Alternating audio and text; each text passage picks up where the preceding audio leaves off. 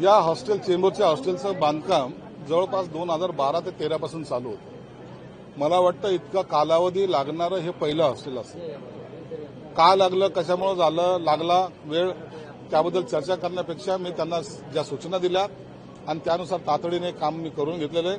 आज त्या हॉस्टेलचं उद्घाटन मी, माधुरीताई मिसाळ, शेलारजी, आमचे वाघमारेजी, आम्ही सर्वांनी मिळून ते उद्घाटन केलं आहे आणि या ठिकाणी जवळपास 1000 विद्यार्थ्यांना प्रवेश आता या ठिकाणी मिळणार आहे। जी मुलांची खरी गरज आहे आणि मुंबईसारख्या ठिकाणी तर अत्यंत जास्त गरज असलेली आहे, म्हणून तर या हॉस्टेलचं उद्घाटन झालं।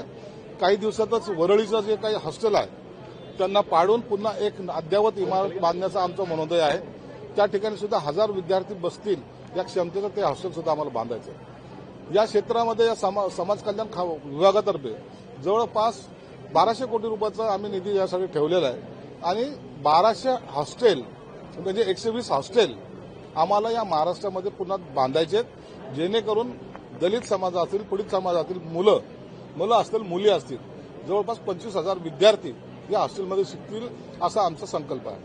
मी बोलताना माझ्या रक्तात बंडखोरी आहे वगैरे आहेत, बाबासाहेबांनी आम्हाला ते शिकवणूक दिलेली, कोणताही अन्याय सहन करायचा नाही, अन्यायाच्या विरोधात लढायचं ही आमची भूमिका राहिलेली, म्हणून बंडखोरी ही माझ्या रक्तातच आहे आणि असली पाहिजे। आम्हाला शिवसेना प्रमुख सांगायचे, कधी तुम्ही असे रडत बसण्यापेक्षा लढायला शिका, त्यांचे सुद्धा तोच मंत्र होता।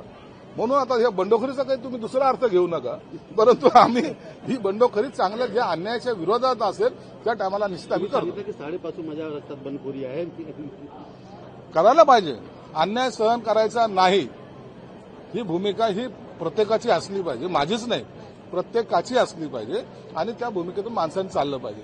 जर तुम्ही एकदा अन्याय सहन केला तर तुमच्यावर अन्याय हा होत राहील, परंतु त्याचा आता राजकीय अर्थ लावून घेऊ नका, राजकीय त्याचं काही आणखी विश्लेषण करू नका। हा बाबासाहेबांनी दिलेला मंत्र आहे, हा शिवसेना प्रमुख बाळासाहेब ठाकरेंनी दिलेला मंत्र आहे, त्या मंत्राचं आम्ही पालन करण्याचं काम करतो।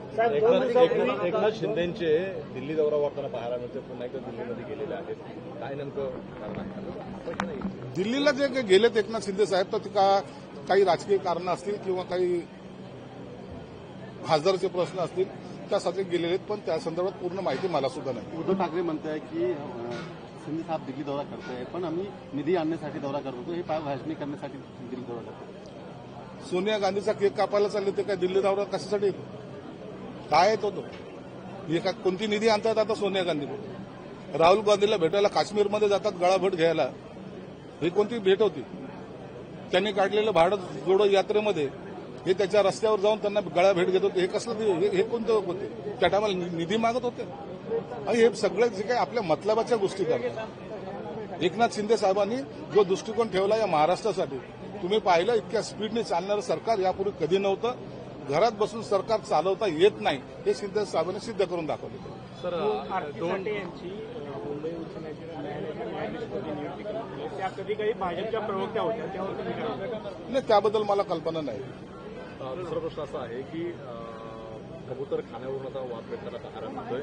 आज जैन धर्मियांनी मोठं आंदोलन ते केलं, पोलिसांमध्ये सुद्धा तालपत्री काढण्याचा प्रयत्न पण त्यांनी केलेला आहे। काल मुख्यमंत्र्यांनी बैठक घेतल्यानंतर नाही, याच्यामध्ये कोणी आक्रमक होण्याचे काही कारण नाहीये।